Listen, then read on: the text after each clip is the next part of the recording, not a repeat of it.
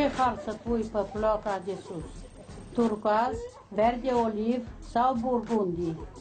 Fă-ți un blending din ele, că așa e în trend. Unde ai pus mascara? Era lângă eyeliner. Îmi trebuie mascara de alungire cu 360. Mai bine puneți un waterproof, că ăsta e un must have. Să pui și pudră mată compactă? Nu, că din taie translucidă. Ice gloss, gloss de ardei iute sau sugar plum? Mai bine ruș copăr, taie nu are în el plumb, că știi că face rău la ficat.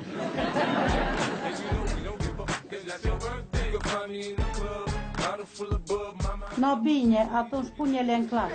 No hai că pierdem urma. Destul de rău.